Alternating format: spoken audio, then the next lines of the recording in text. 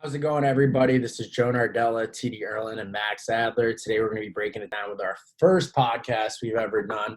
We're going to be talking about a couple things: championships, box lacrosse, Faceoff Factory Summer Tour, and the Faceoff Summit. We're going to kick it off, get right into it.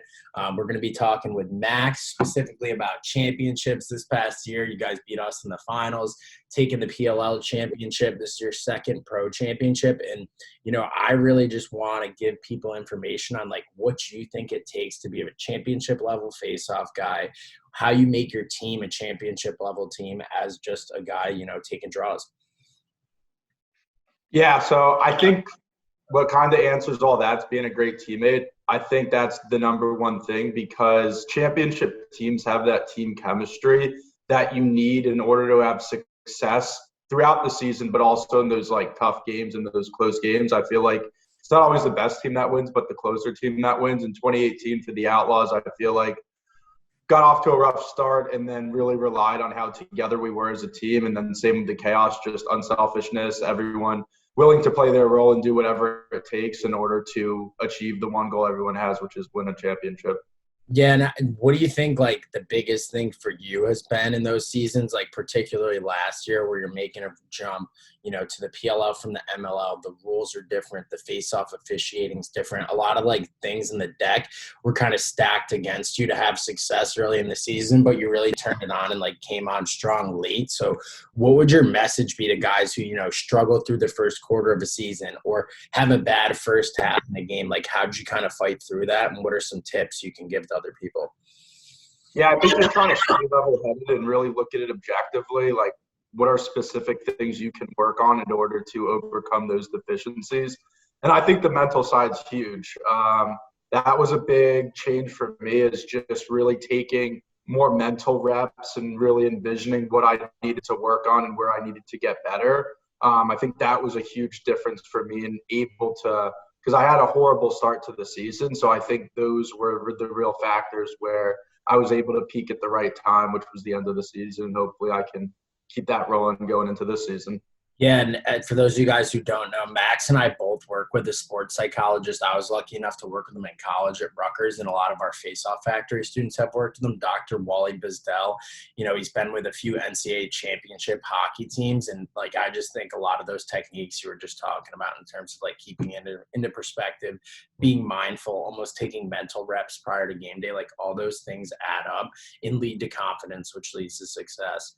All right, second one, and TD, you can kind of weigh in on this too if you have any questions for Max. What are your first thoughts 3 games in as an NLL player getting thrown right into the fire? NLL is different than the outdoor. There's usually 5 weekends of training camp. TD's practicing once a week up in Toronto. It's a little bit more systematic, I think, than the field game. So how have you adjusted, managed that, and just kind of try to play your best despite not having a lot of background and jumping right into the fire? Yeah, my first time playing a box game or wearing box gear or stepping on a box floor was the day of my first game.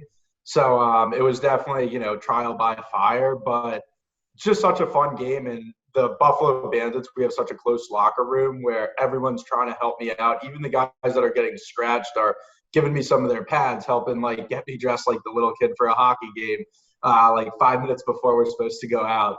So it was a ton of fun, and I think I'm getting better every game and just getting a little bit more comfortable on the speed of the game. And obviously the draw team and the wings are way different than field because everyone's coming in at you rather than from the side. So just making adjustments, but it's so much fun, and I love playing for a home team, and the fans we get in Buffalo are electric. So you really feel that home field advantage and that atmosphere that I kind of missed the past couple of years. So I really enjoy it.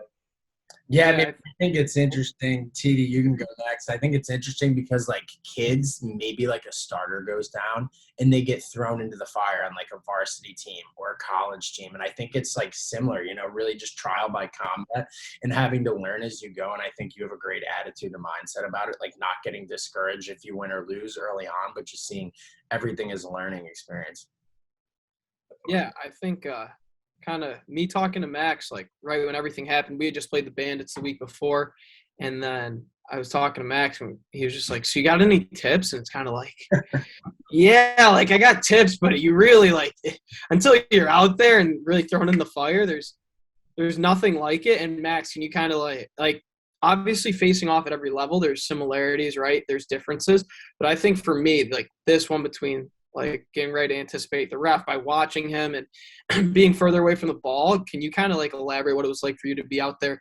Because I mean, I had a training camp, and like guys kind of warned me, and I was like, oh yeah, like I kind of like had a rough idea. I kind of tried to explain it to you and be like, hey, look, this is what's gonna happen. Like, but no matter what I tell you, it's still gonna be really, really hard. And I thought honestly, you guys did a good job. You had a goal, you had a goal recently against the Nighthawks, but even more so, you had a victory lap after the first win. The guys played a prank on you, and it looked like you were natural out there.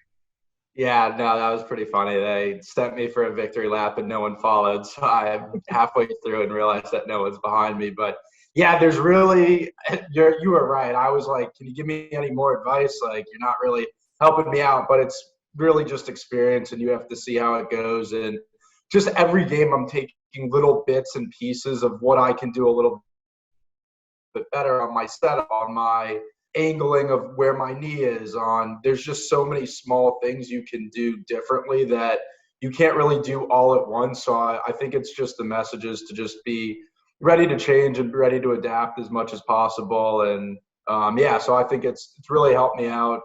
Just as I play every game, I feel like just continuing to get better and taking those small bits and pieces away. Yeah, I think that's awesome advice. Where can people find you if they want to work with you on a regular basis?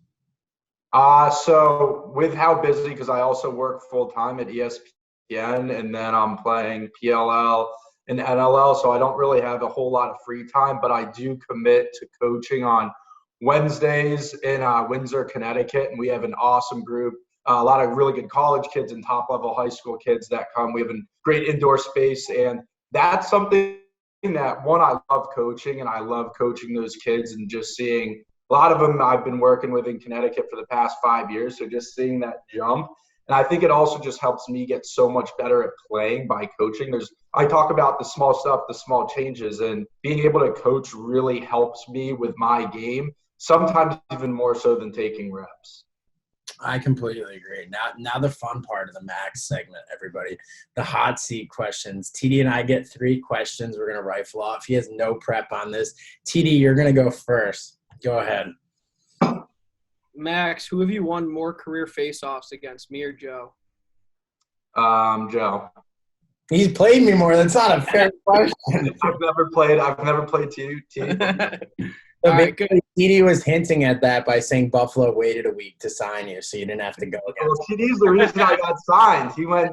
That's why they signed me, because of TD. All right. My first question will be an easy one and not quite as funny, but how much film have you watched jumping into indoor, and like what would you say for younger guys like trying to, get better or study college or pro guys? How much film should you be watching? Yeah, I think watching film's really important. If you're just watching it to watch it, it's not going to help. But if you're objectively looking at things, and I like to even take down the notes. If I'm watching a game, I really try to have 3 things I'm looking for and 3 things I need to work on. So I think that's a huge component. And then another really big component is filming yourself. That's something I do whenever I take reps, just so I can watch those, and then I talk about the mental training I do. So a lot of times I'll watch a really good rep or even a bad rep and something I need to improve on, and then just close my eyes and take 10 or 15 of those mental reps of what I need to work on. And that is 100% helped my game in the field. Just like that mental side of it really translates to the physical side. Perfect. TD, back up. So yeah, I got I think if people don't really realize how unique of a journey you had, obviously growing up in non-traditional hotbed, right, going to Division II school in Bentley, and then you really just waited in the ranks for your time in the MLL, and then kind of made the jump over to PLL, right, as we kind of touched, had like a rocky start. How do you stay composed? And I think one thing that's been I've heard, right, I talked to Coach Towers after he played Albany, and he says you've just been consistently such a good teammate. And I think that's such an interesting lesson. I want you to kind of talk on that and advice there between being, your TK's teammate out in Denver, right? And then you went and had like an awesome stretch in the MLL, came over to PLL, switching to new rules, and took a step back, but we're still like an awesome teammate. And kind of just where do you take that from? And like, how do you just stay patient and ready, right? Because I think you being ready for all your opportunities is something super unique. Whereas you'll see a lot of guys in the pro ranks that, right, as soon as they'll fall off one time, you never hear from them again. And I think you're just battling consistency and just staying alert is something really unique about you. No, I appreciate that. And to answer the first part of your question about just staying ready and staying fresh, I played every single sport growing up. I'm from Florida, so I was able to play every single sport and I never went to any like prospect camps for lacrosse, and wrestling was my main sport in high school, as you guys know. So for me, I look forward to taking reps every day. It's never a chore or anything like that for me.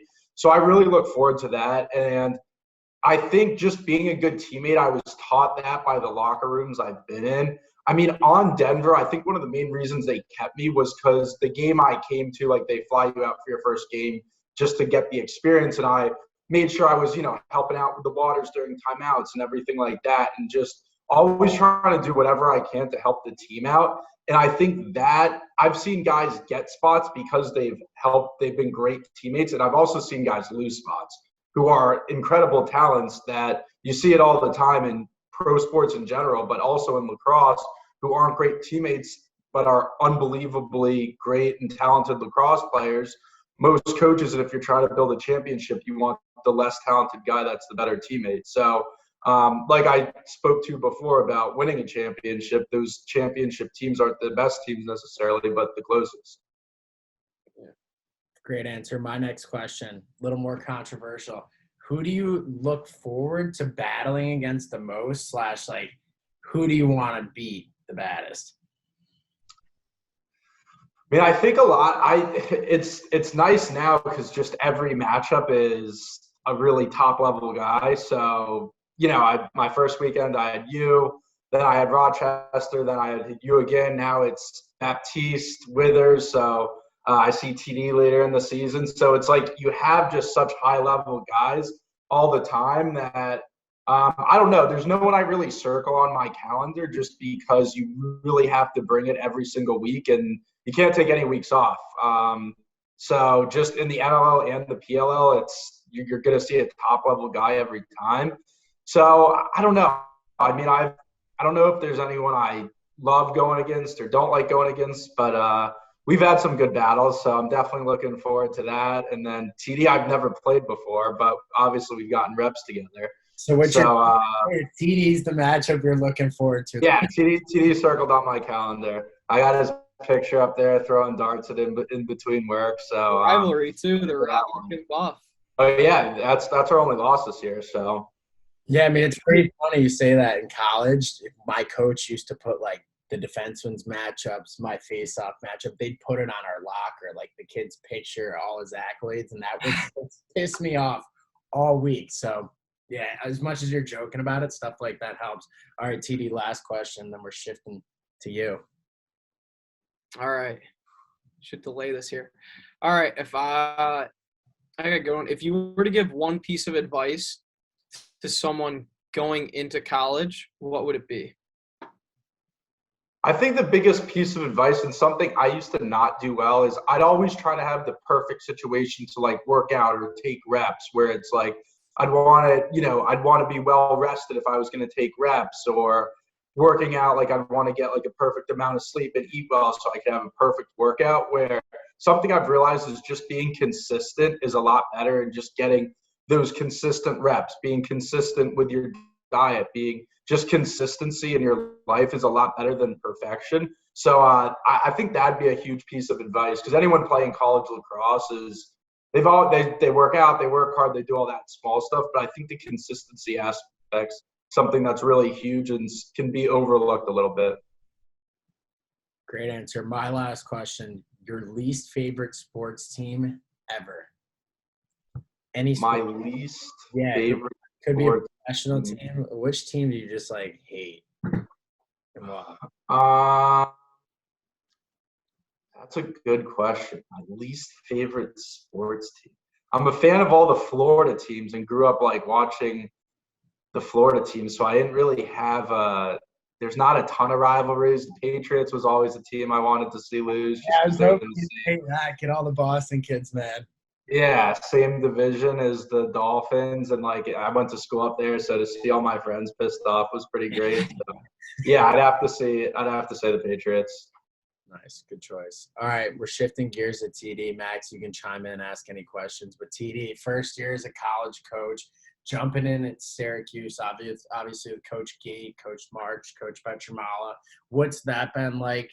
How have you enjoyed working with the Faceoff guys on a daily basis from a different angle of the college scene rather than being a player? And how does it compare to each of your three experiences? I think that's one unique thing about you. With the COVID season, you got to see what it was like. Obviously, you've been at Yale and Albany. So what are your thoughts just on the college game this season so far, and how's it been treating you? Yeah. So I think when you look at the NCAA landscape this year, there's just so many. It seems like there's so much parity in within college, right? Like seems like there's guys everyone's beating everyone each week, and then you don't really know what to expect. So it's been cool. It's nice to see the other side on the coaching staff, obviously with guys like Gary and Petro and Coach March. I think has watched more lacrosse than any human out there. So like they could just the amount of lacrosse knowledge. It's like I'm a rookie again. So I'm just a rookie. It's like almost like I'm getting the balls and like snagging waters and stuff like that for everyone. So it's cool just to learn from those guys and hear from their perspective. And it's kind of nice. And I would hope the Syracuse guys like it. But for me, just having that, just knowing what it's like, right, is no matter how much coaches study and a lot of guys, they'll reach out until you're down in that position. You don't really know. Like taking a face-off, you could do all the research, but so much of it and so much I think about with the Cuse guys is a lot of it's just upstairs mentally. And one thing I've taken away and like having different coaches and how different coaches have handled face-offs is what I found nice is especially like Coach Shea at Yale, he really knew my clicks and right, he was never freaking out, right? He was always composed and everything was kind of just for a reason. So I try to take that same approach to our guys, right? If I'm freaking out, how do I expect the face-off guy who's out there trying to make a split-second reaction time to be calm? So when we look on the field, my dad, when we were playing, Maryland was my first game I was able to coach. My dad came and he talked to me after, and my dad is an intense human being, as you guys know. So he's like, how do you just stay so composed on the sideline? And the whole time I just try to think, right, like no matter what I do, I'm not taking the face off. So if I freak out, right, what benefit is that really going to do, right? Like no one's out there trying to lose a face off. The wings aren't out there trying to mess up a ground ball. So I'm there to pick them up when they're down and right and just elevate them when they make a good play, right? Because at the end of the day, it's like everyone's going out there trying to help us win. So freaking out, it's not going to do anything. You just got to keep a calm, level head, and I think that really transfers over to our guys, and especially Jake Fopp. If you look at him, I think he's playing as well as anyone right now. Yeah, and I think it's in like watching Fopp this year compared to last year. Like obviously has 2 years to S&G versus 1 under his belt, but I just think he looks like such a more confident, like complete player. He's scoring goals, he's getting tough ground balls. I'm a big fan of his game and think he's been doing a great job. So Toronto, first season in the NLL for you. What's it like playing on like a mostly Canadian team? I mean, Max and I's teams are probably, very, I would say Canada heavy in terms of the roster, but like you're going up there every week.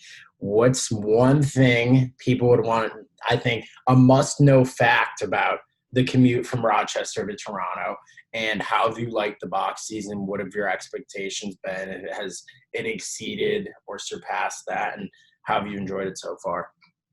Yeah, it's kind of nuts because honestly, as probably as most like Americans view box, there's such a disconnect and like there's not really like an understanding, but the Canadian understanding for the field game is mutually like disconnected. Like they always refer to it as field lacrosse, as we refer to it as box lacrosse, and they just talk about box. They say lacrosse, like, and they call ours like field lacrosse. So I find that funny, and it's just they're all great guys, and I got super fortunate to be on the Rock, and everyone's Canadian, except me and Tom, and like before our first game, another rookie, Jordan McKenna, comes up to me. He's like, hey, you excited? Like your first pro box game? And I was like, yeah, like should be pretty cool. And he's just like, yeah, like just like your first box game, like juniors, right? Like it's like, nah, yeah, didn't really have one of those. And he's like, or like youth, you didn't play box? I was like, no, this is it. This is like the first box game. It was like, we're doing it live. So all the guys like found that funny, and it's cool. Like our dynamic's awesome. The commute from Rochester up to Oakville where we practice at the track, the border's right about halfway, so that'll give me a nice little pit stop to relax and like take a mental reset as I'm going over the border. And it's kind of funny, like probably the biggest chafe is like we'll be in a hotel and Canada has nothing on TV. The only thing they have It's nothing. Nothing. The only thing they have is top 10 plays or top 50 plays just going on all the time. So every time me and Tom will get our hotel room, we'll just sit there and joke, be like, oh, shocker, top 10 plays is on again. And they make no sense. They're not like, but there's nothing on TV. Like we had Shrek on last weekend and we're like, oh my God, this is like the best thing we've seen. So that's probably like the sneaky thing about Canada. Don't expect there to be anything on TV. There's nothing really too good. I know if there's any Canadian listeners out there, sorry we're blasting you guys, but I gotta concur. I'm in Halifax right now. We play tomorrow night. There's 4 NHL games on. I think no NBA, no college basketball, and I've probably seen like the 2010 series of the top 50 highlights on the NHL Network maybe 50 times already this season because they just run old reruns and people love it, I guess. I don't know. But They love it. They love their poutine too. That is their go-to. It's but yeah, hey, great guys, just not great television. That's right. All right. So where can people find you if they want to get in front of you and learn from you more regularly?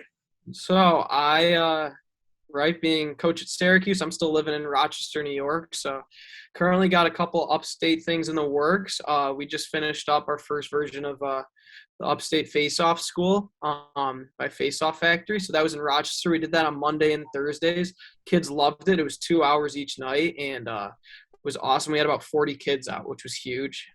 Really, it's nuts trying to turn upstate into a Faceoff hub, and we're getting there. We got a couple guys going Division I, they're seniors, and we got 4 Division I juniors in Rochester, which for reference, I was the 3rd kid from Rochester as a Faceoff guy to ever go D1. So now we got 4 in 1 year, which is pretty cool. And we're looking to start one up in Buffalo and Syracuse as well. So I think upstate, hopefully making it the new hub, but it's awesome. Kids are working hard, and you can find me.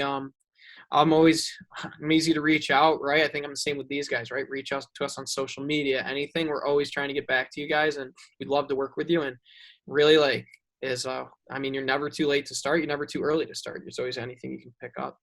Yeah, so you're pretty young still. I mean, that was when you were the 3rd kid ever to get recruited to be a face-off guy in Rochester 5 or 6 years ago, and what a turn. Yeah. You got 4 kids in that junior class. That's pretty neat to see, and just like a huge testament to where the game's going. And like a lot of these kids are just putting a lot of time into it and deserve a lot of credit. All right, Max, you're up. He's on the hot seat. You got the first question. Hit him. All right. So something I'm genuinely curious about. How did you go from knee down to stand up for 1 year, then to PLL, then to NLL? And you don't have to speak to each one, but just kind of your mindset behind that, because I don't know, at least for me, with just transitioning to PLL and transitioning to NLL, there's a lot of frustration with you're not, or at least for me, I didn't pick it up like right away and wasn't great at it right away. So how'd you approach that? How'd that process go for you? I guess what kind of mindset do you go in with? Yeah, so definitely you bring it up. I guess I never really thought of it. Like just so many huge changes, like I guess all within really a year. Probably it was obviously like anything. It was kind of like when I first like knee down, right? I was behind. I started really taking like my sophomore year was when I kind of started taking knee down face-offs and really getting into just becoming a FOGO in high school. And I was behind, like kind of figured it out. And then it was just going into it, like learning stand-up, it was like, oh, like kind of got to relearn everything, and definitely some similarities I think that people overlook.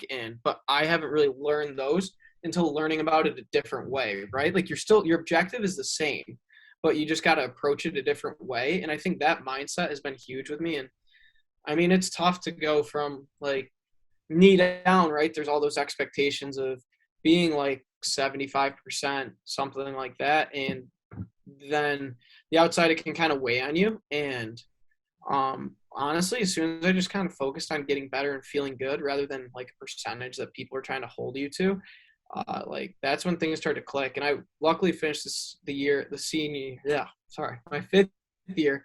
Luckily I finished probably around, I think it was 73.5%, almost 74. So it was still good. It was good there. And then like, I didn't do any knee down or anything in season. So it's kind of like, all right, we lost. Like I kind of got a week to get back into it. And going to training camp, and with the new whistles, as Max says, like, it's like, it's definitely an adjustment. Like until you really do it, it's tough. And I was really struggling with that too. And I've just been fortunate to have good teammates supporting me the whole time. And that always is super helpful. And like training camp in the scrimmages, I won like one face-off. And I think it's because a guy jumped early. Like I was horrible in the scrimmages. And then I luckily got the start for the first game. And I was just like, I could go 0%. Like I might not win a face-off here, knee down, and going against a guy who's obviously very proven, and like guys like Matt Cavanaugh just lifting me up, and like you'll figure it out. Like we got faith, and I started out, I think like it's probably like 1 of 5 or something, but then ended up the game did really well and helped us get a win, and it was an awesome experience. And just for having to do stand up, like basically go knee down, relearn stand up, you have nothing to knee down. And then in a week, kind of just have to be ready to go against the best guys in the world at it. And I was able to do it, even though it took some time. That's kind of been my thought process now with going and doing NLL face-offs, right? Like there is a learning curve to everything, but if you stick to it, you can kind of figure your way through. And I think just trying to just not look at it so big picture, be like, oh, like there's all these outside pressures, and just focus on getting a little bit better every day, and like a deep breath and just being like, hey, everything's gonna be fine. Like the sun comes up tomorrow. Like it's not life or death. Like just viewing yourself like in that realm. It's like, it's okay to care, but you can't let it consume you. So it's probably my biggest piece of advice. And just, you just got to look at it analytically, not emotionally. And that's kind of one thing I pass along to our face-off kids. It's like being analytical versus emotional is a huge difference, right? Because emotional, you're not going to accomplish anything. And analytical is really what you got to be looking for at the end of the day. Yeah, it's so true. You just got to stay the course, look at the big picture. And we get kids who text us when they have an under 50% game, like they're not going to ever start again. And it's like, listen, man, bad days happen at the X. Like we're all subject to it, and not one of us has never gone under 50%. You just got to stay the course, keep getting better, and figure out what to improve upon. My question, on a different note, what was your worst game, and one thing that helped you bounce back from it? Yeah, so my worst game probably ever was just my first game in college. So Albany Cuse, just a huge rivalry. We were going to the Dome, like I think they were 5th that year. We came in at 11 or 12, and we ended up losing 10-9. It was I was horrible. I think I finished 6 of 21, 6 of 20, something like. It's definitely 6 of 21. Yeah, playing an All-American in your first game. Yeah, like playing Ben Williams. And the end of the day is probably the most frustrating part is like I made it such a big deal. And I look back at it, and even after the game, I was like, he really wasn't that good. I just kind of let all these things that aren't you facing off control how the outcome was. And that's been a huge part of kind of how I look at my game now is there's so many distractors outside, and if you give them time and energy, right, like they can consume you. It's not like they aren't real, but if you try to focus and stick to the things that matter, right, like at the end of the day is like him being an All-American, we're still out there with the same reps, the same cadence, and we had the same face-off. It doesn't matter what has happened before the game. That doesn't mean he's going to win. He's going to win that right now. And you got to focus on your first battle. It's you versus the whistle, right? It doesn't matter who's on the other side if you're defeated before the whistle even goes. And that was kind of my biggest thing is after that, just like kind of just focused on me. And after that, like kind of hit a roll, like played some good games, and the rest is kind of history there in college. But just got to do you. Can't beat yourself before the whistle. And that's a good point, because I feel like a lot of kids are like, oh, I'm going against this committed kid, and they will lose the game before they even take a face-off. just because of their reputation, like just because of the other kid's reputation or their perception. And that's something that drives me crazy. I saw it in wrestling a lot too, like based on like the kid stats or something like that, they'd lose the game before they even stepped on the field. Yeah, exactly, Max. That's like a perfect analogy. And like you'll see guys at like summer tournaments, they'll go and they'll kill a kid who's like a Duke commit, but then they'll go and lose to a kid who's maybe like way like not as good because they're like, oh, like this kid's like he's looking at colleges. Sometimes it's better just to not know. And that's kind of a cool thing about playing the NLL. Like just you don't know anyone. Like you're guarding a guy, you're like, oh, like this guy's like an all-time leading scorer or something. You're like, it's like, oh, I didn't know that. Like they're like, so it's kind of cool. It's kind of cool to be naive in a sense. No doubt. I think it honestly helps you just focus on yourself, like you said, which is you versus the whistle. All right, Max, you're back up. See if you got another good one. That was a great first. Yeah, just a quick one. What's your strength and conditioning look like in season? Just because I know you're in season pretty much all year round. So like, how do you kind of plan that out? What do you do? Yeah, so that's a great question. I think really for me, I like to focus on a lot of stability things, right? And I think after the PLL season, it just seems so grueling with so much travel and stuff we do over the summer. And it was tough to take my diet seriously. And I've started taking my diet way more seriously now. And it's helped me bounce back so much quicker, right? Like you can obviously enjoy and like, I'm not saying I eat chicken and rice every meal, but as soon as I started taking my diet more seriously and it's helped me bounce back so much quicker. And that's allowed me to lift heavier and like maintain strength and even get stronger throughout the season.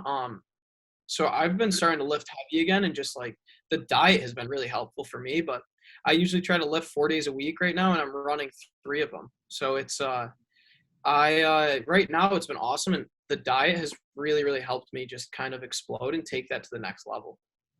Yeah, no, that's a good point, especially when you bring up recovery, because I feel like you can't lift heavy, you can't really lift unless you're recovered. So the recovery and mobility aspect of it is probably more, it allows you to do the strength aspect of it.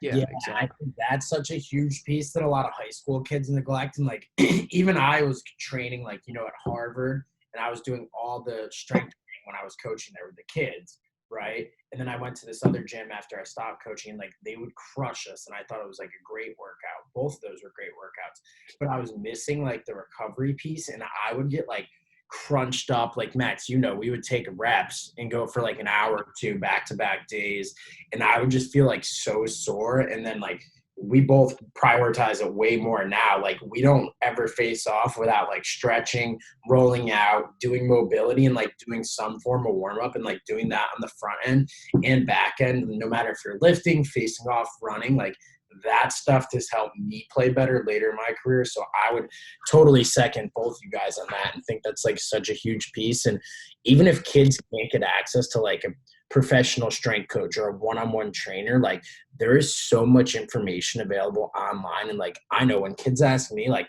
I'll send them mobility work in like my old Rutgers strength training packets. Like I'm sure you guys have access to stuff like that too. And if any of you guys are listening, like feel free to reach out to any of us three. Like I always tell kids, the only thing that correlates from like high school across to college when it comes to face-offs is your strength, right? The speed's different, the competition's different, but if you're strong and you could like withstand that beating you're going to take, you'll be successful. And if you look at the top 10 kids in the pros and college, whatever, they're all strong, every single one of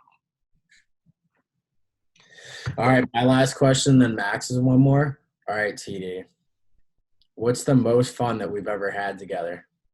You don't have to go too much into detail, but where and when? Where and when? Rutgers, yeah, I think that's a good spot. I mean, I was hoping you would say the Minnesota Vikings game. Unfortunately, TD got hurt, so that's a shame. We had tickets and great seats. We were supposed to play together. That would have been. Thanks, Squires. On Squires, shout out for just chopping TD's leg in half. It's all right. Mate. But yeah, I think our fan never got to see him play at the new stadium. He just wanted to crush a childhood dream. Yeah. All right. Well, we'll leave that one up for people to think about. But Rutgers confirmed, good time. Max, you're up. All right, I'll ask you a tough one. What do you like more, the NLL or the PLL? Oh, get him. Listen, all right. You don't have to say what you can give me your favorite from each or what like Yeah, key. yeah. I was gonna give a political answer anyway, but It's yeah, fine. honestly, it is. I think one of the cool things that one cool thing, right, that the PLL can't do just based on the model and like it's a traveling model, so it's like home and away games. They're not really. Yeah, like some of them you feel like me being when we played in Albany, right? Definitely felt like more for me like a home sense, like a lot of upstate people being there. The NLL I find really cool though is like it's cool like you actually play in front of like your hometown. It's like as you see like we went into Buffalo and played there and it was nuts. Like it was literally a different world. And then like last weekend we had 8,000 fans back in Hamilton and it's really cool to like have that atmosphere and like people actually being like a part of like your team and like a real home game. So I think that's something with just like the PLL and going to all these different cities, right? That that's they don't quite have yet, but I've noticed like the attendance is quite an increase and it's just a different atmosphere. As you know, like being in a hostile crowd, you kind of miss it. Like it's kind of cool to be back and be the bad guy. You only get to be the bad guy so much. And you're like a rock star in like the cities, even in Albany. Yeah. We're just getting our fan base started there, but they like love us, and it's like crazy. Yeah. It's cool. Like we outside the game, like outside after the game, we were walking and they were like, there was a couple of Riptide people ahead of us, and like the fans were like chirping them hard, and they're like, "Yep, better luck next year." Like, and then they were like pumping us up, and they're like, "Good work out there, fellas! Like, go Rock, go!" So it's like cool things like that.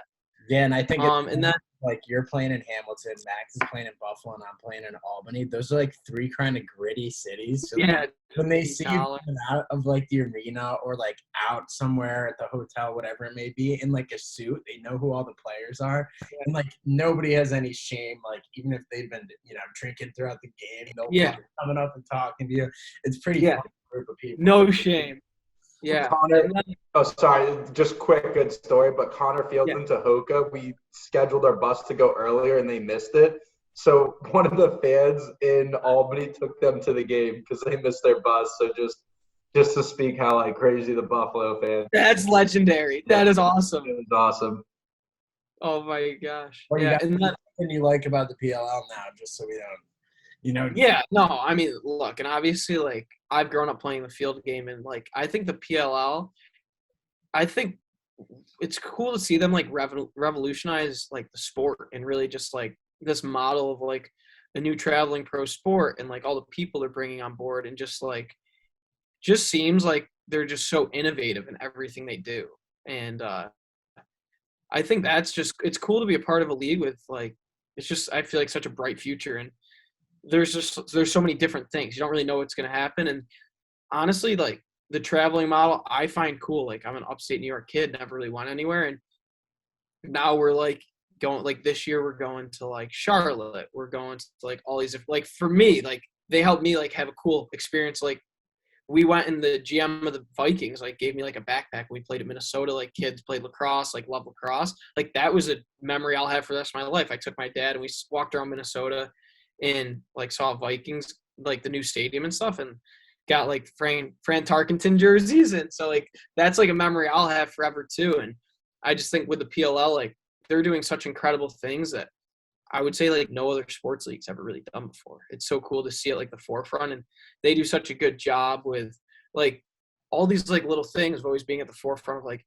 keeping the audience engaged and things like that. And like the media, as much as like everyone hates it, it's like it's cool to see lacrosse be covered like that and the access they have. I think just being a part of a league that's like so forward thinking it's really cool. Like I think they do an awesome job, and obviously like having a guy like Joe Tsai and like just these type of people you only like would dream about meeting, and like they're like genuine fans of you, like the Kraft family and things like that. It's like that's awesome. Yeah, like Eric Nardini, like as someone like as a business owner, like you guys can both speak to this too. Like we kind of do some frontline work for Faceoff Factory to try to make like the kids experience better. Like the PLL gets their hands dirty on the front lines every single day. And like, I respect the shit out of that.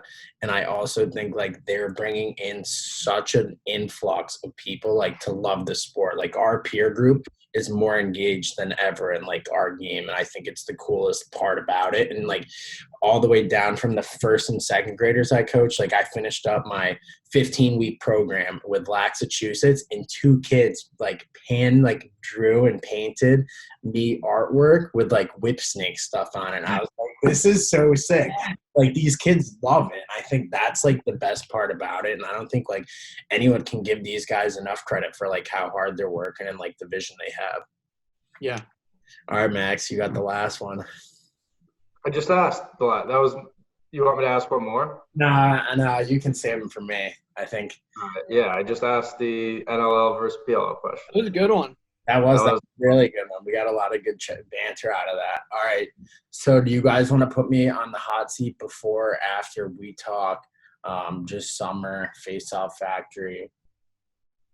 We'll save you the hot seat. Well, that'll be the grand finale. All right, I'll give my spiel and then we'll get it going. But I mean, at Faceoff Factory, we've really beefed up our staff. We feature the most pros, college standouts, active pros in the game. And I think we're trying to bring the best possible product to our kids and our families. We also launched a parent track initiative where at our overnight camps, we're going to be working to educate the parents so they can serve as their own kids recruiting advisors, which I think is a huge piece of our puzzle that a lot of these parents are missing out on. But this summer on the slate, we got a huge July. We got our overnight camp July 12th through 14th. This is year 7 doing it. Last year, even with COVID and having to be at a hotel, we still broke 100 kids. So, like, I'm hoping we get to the 150 mark, which would be awesome. We usually have a staff of, like, 10 to 15, and that's kind of, like, our huge educational event of the summer. And then, like, our whole purpose behind this podcast was not only to, like, give you guys a little piece or dive into Max, TD, and I's life a little bit, but also to talk about our Faceoff Summit. We did it for the first time last year. We had 110 students, over 20 college coaches, mostly from Division I, some Division II and III. But this year it's looking to be even bigger and better. We're kind of trending right now in March at 75 kids. The event's not until July 18th and 19th. I'm super stoked to see the competition, the content we create out of it, the coaching that goes on. And these 2 big events are like, really, that's, I've coached and ran Faceoff Factory since I graduated college in 2015. It's now 2022. So this has been 7 years. And to see me talking to you two, who I have like the utmost respect for your game and your coaching styles. Like I get to be on the field with you guys, help changing kids' lives and maybe even get them recruited. Like that's super special to me. And it's like a culmination of all the hard work, long hours, like working 2 jobs that I've done over the years. So I'm pumped for the summit. We have a great partner in Apex who's kind of like, top of the line in terms of helping kids get recruiting opportunities. So this is like definitely a do not want to miss event. And they're the ones sponsoring us on the podcast today. Shout out to those guys. They're awesome.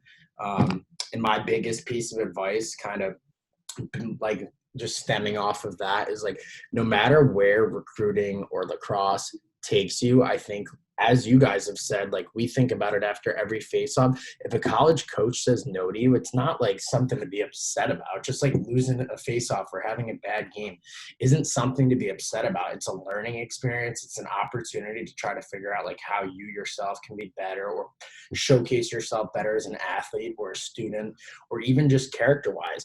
And I think, being said no to is something that all 3 of us have had to deal with a lot of times, not only in recruiting, but our life.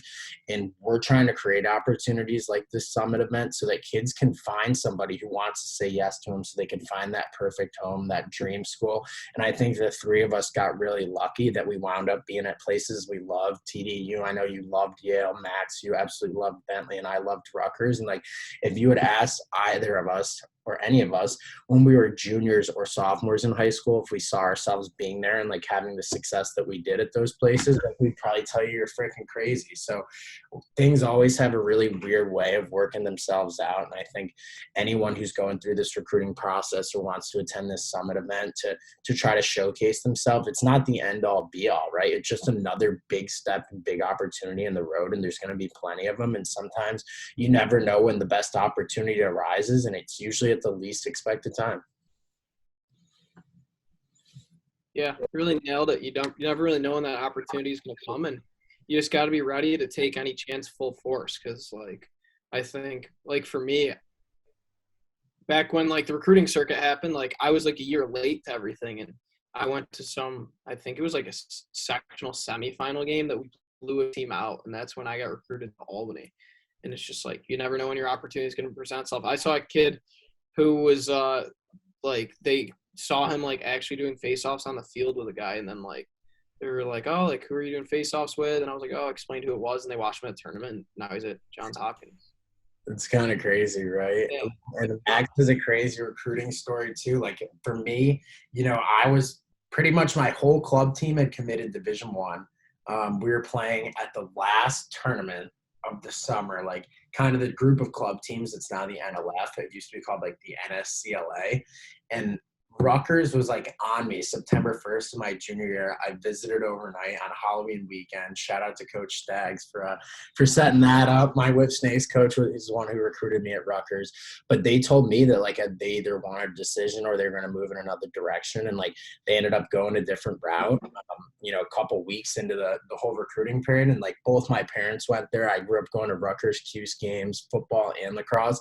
So I was like super bummed. And then that last game we played the Crabs, and I think he was actually there to watch them because there was a kid on the Crabs who was committed to Rutgers, and I saw him on the sideline, and I was like, you know what, I'm just gonna give him a call and be like, I still want to come here. Like I saw you watching the game. I'm just curious if you're looking. And he's like, actually, we had a kid drop. I am looking. Do you want to be the last kid in our class? And my dad wanted me to commit to Army that week. We had a good visit. We really liked Coach Alberaci, and I was like, honestly, screw my dad. Yeah, coach, I want to come. And I think I backdoored my dad and committed to Rutgers. And he was like, well, I'm super pumped for you. But I don't know, Max, what was yours like with Bentley, right? Like you didn't even get necessarily like recruited when you were in prep school. It just kind of panned out that you ended up playing at Bentley and doing well. And like you didn't even know you were really going to be a face-off guy. Yeah, I mean, my main sport was wrestling. And I thought I was going to do that. Injuries kind of didn't really work out. So I went to Bentley because it was a good business school and loved the campus and everything about it. So I didn't lacrosse at all, and then just tried out in fall ball. And my freshman year, I took 7 face-offs in garbage time of games, and then just training with Joe, training with the Harvard kids, just continued to get better and better. And a lesson I learned was in high school, I felt like I could have been better at wrestling and just didn't really fully commit to working as hard as I really could and putting in the extra work.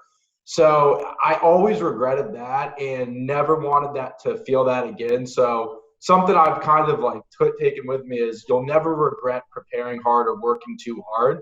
And it just opens up so many doors to different opportunities. Like with the NLL for me, like just being in shape and ready to go for that. And the Outlaws, Tom Kelly hurt his shoulder in the All-Star game, and I got a call and was fortunately just stayed ready. And just I knew I would never regret the preparation, and I'd always regret it if I didn't do it. So that's kind of my 2 cents.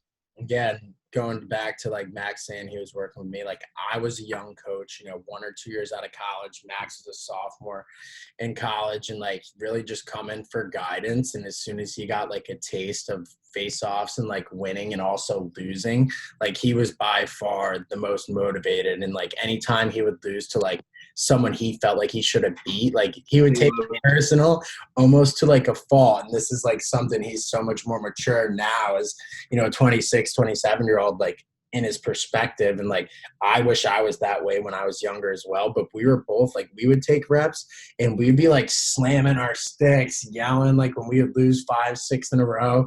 And I think you made a great point earlier in the segment. Like you got to keep it into perspective. Everyone's going to lose and everyone's going to win at some point in time in face-offs. And you got to figure out like how to get hot at the right moments. All right, you guys got me. Last piece of this, the hot seat for me. Max, we'll give you seniority. You can go first unless you want to go beauty before age and let TD go. No, I'll go first. What do you think for the PLL this season, the biggest thing you need to improve on? I got to pick up ground balls with 2 hands. I think Coach Stagnita was on me about that a lot last year. I probably had my lowest loose ball total objectively of my professional career. I think I had a lot of opportunities to pick up first timers that I didn't. Don't no excuses. Like I sprained my ankle in the first game on like a fluke thing, and like they've kind of bugged me all season long. Like definitely not an excuse, but I think playing box is like the best thing I could have done to get better at loose balls, and I feel much more comfortable with that. I definitely think that played a role in like, going from 2019 where I did play box to the championship series. Like I felt really dialed, and then like having that huge gap off until like the next season, I just don't think I played enough lacrosse. All right. Who's a bigger PLL rival for you, the Chaos or the Redwoods? I think TD, I don't want to you've only been on the team for 1 year, so I don't want to come down your road, but you got to get to the championship you got to beat us to be a rival. Yeah. Our record against the Redwoods is 4-5-1. Granted, you guys did beat when you were healthy. You're 1-1, and you missed. It was a pretty tight battle between you and I in a tight game when you exited that last game of the season. So I'll let you off the hook, but I would say the Chaos because I think lifetime it's more of like a 4-3 back and forth. Yeah, a little more back and forth. I could see that. Yeah, I guess it's just I'm on the Redwoods perspective, so that's why I always. Have you played them? Your rival, but I do think you guys are the two teams that are circled on our calendar as well as the Archers. It's like teams we're really trying to get after. But in terms of face-off matchups, I wouldn't consider you guys my rivals. I almost look forward to those games in an educational, competitive way. Whereas guys who are also good, like Trevor and Jake Withers, I look forward to those games in more of a competitive, I need to beat you way. Noted. Yeah, that's a good point. Respect with some hate sprinkled on top. All right, Max, give it to him. What do you think separates a good recruit from a great recruit? In terms of face-offs or just in general? Both? Both. What do you think separates a kid in high school who's, an elite recruit who really has a chance to do well at the next level versus the kid that just makes it to the next level? Yeah, I mean, this is a great question. And we get asked about kids all the time. And in terms of face-offs, I could beat Max, but Max could beat TD and TD could beat me, right? And when you watch film of all three of us, if we're high school kids, every single face-off is us beating somebody clean. How do coaches really know how to recruit guys? So I would say, number one, a kid who can do multiple things from the dot, right? And that's, different moves, has a transition game to him, can pick the ball up in tight, tough situations, and can use their stick. I think an elite recruit, especially the face-off position, can play midfield. Right? Even at the high school level, you should be a good enough midi to be able to play both ends of the field and be able to score goals or D somebody up. And if you can't, I wouldn't consider you a top recruit because you're not athletic enough to not be a liability on either end of the field. And then I think obviously anyone with B's and C's on their transcript, I don't care how good you are, you're not an elite recruit. A's and B's, I tell kids all the time, you got to try to stay in the A and B range. A C here and there shouldn't kill you. You got to do well on your standardized tests. And I think elite recruits do stuff like community service, whether it's coaching your local lacrosse team, helping out at the Salvation Army, being in the Boy Scouts. I don't care what it is.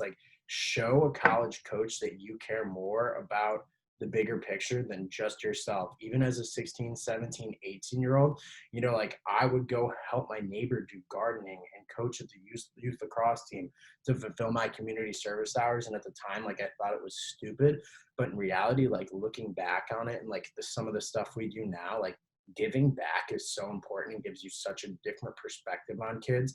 And we did it at Rutgers. Coach Breck would have us go to the soup kitchen and volunteer. I was in the student athlete advisory committee where we did numerous different projects and initiatives, and giving back to people who are less fortunate is all of us who get to play a game that we love. There's people who don't know where their next meal is coming from, who don't know if they're going to have enough money for rent.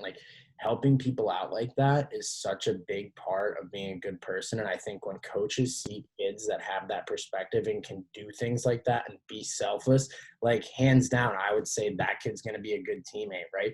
That kid's going to be the one getting water when he's not playing in the game. That kid's going to be the one digging balls out of the snow, even when it's cold out. Like, those are the types of kids I look for, talent aside, like, especially at face-offs. Kind of my long-winded answer is, like, have a diverse skill set. Be super skilled with your stick work, right? That's the biggest part of the game. Learn it from the Powells, like, at such a young age, and they can never have been more right. And I think just being a total package in terms of character, athletics, and academics. All right. That was good. I'll go a little more lighthearted here. What is your favorite Canadian city to play in? Canadian city. So when I played in Toronto 2 years ago, I thought that was pretty cool. That was my first game. Like, we had a great time afterwards. Never forget that. I think the most, like, fun, energetic game I've played in was in Saskatoon when we played the Rush. We actually came out on top and beat them. But I remember they scored their first goal. We were up, like, 2-0 or so. Mark Matthews gets a penalty shot and he scores, and, like, all the lights go black and they play, like, the Hum song and they're all pounding their chests. I'm like, wow. And, like, you get off the plane in this little airport and they have, like, a 10-foot polar bear with the Rush jersey on it, and, like, all the restaurants are like happy hour, Rush night. Like, you see it on the signs. Like, it was pretty cool, dude. They drive a monster truck on the turf, like TV timeout. It's like, it's pretty sweet. Like, they packed that barn to the point where it's like standing room only. It's like a small, maybe an AHL sized rink. So that's probably the coolest place I played a lacrosse game to date. That's cool. Yeah, we play Sask at home, so next year maybe. Next year hitting Sask in Vegas. Oh, yeah, Vegas. Good thing you never been. Max, you're up. All right, maybe last one. Yeah, last one. I'm getting tired. Last one. What's your pregame meal? Pregame meal, I mix it up based on what's available. But, like, we're in Albany and we're at a home game. There's have you guys heard of Core Life? I know TD's from Rochester. Oh, I love Core Life. Core Life's good. You can get different stuff from there. I really like Core Life. It's a great healthy food. You can kind of mix and match the menu, but I wouldn't eat, like a Chipotle before the game. I would eat it after. Pasta sometimes I'll have before the game, but usually it's like grains or rice, veggies, light protein. That's good. Yeah, Core Life. That is a good one. Upstate original. All right, end us on a high note here. And good. All right. Personal goal for you, lacrosse or non-lacrosse related. It's still kind of in the new year that you want to look forward to in 2022. Personal goal, I think, I'll make it business related. I think my goal is to offer not only face-off training, but high-level coaching to kids all over the country at affordable rates, and just give these kids the tools to be successful. It's something we care a lot about, and I think every single day we're pounding the pavement trying to make that goal a reality, and I think it really shows. And, like, the fact that, we host probably worldwide the most face-off trainings on a weekly basis. It's good under. Yeah. So, in conclusion, we hope all you guys really enjoyed this. This might be something, if we do get good feedback on, that we may start and kind of do on a monthly basis with the three of us. So I hope you guys liked it. I hope you learned some lessons from each of us. Make sure to come to the Faceoff Summit or our overnight camp. All three of us should be at those, pending Max doesn't have any major work obligations at ESPN. He's kind of big time. But other than that, I'm signing off. I appreciate you guys taking some time to chat with me and share your stories with all of our listeners. Yeah, thank you for having us. Thank you for listening, guys. And you guys can catch Max with Stephen A. tomorrow morning on First Take. Excellent. First Take. And make sure you guys watch NLL this weekend. We play Halifax. TD, who do you guys got?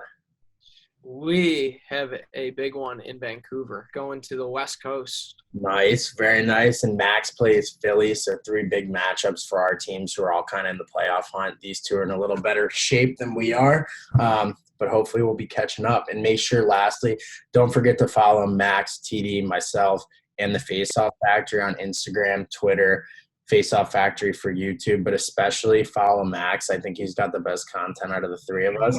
Max Van Knight on Instagram. Good plug. Good And plug. Max will give you the best advice if you DM him. He responds right away. He's all over it. DMs are open. All right, boys. Have a great night.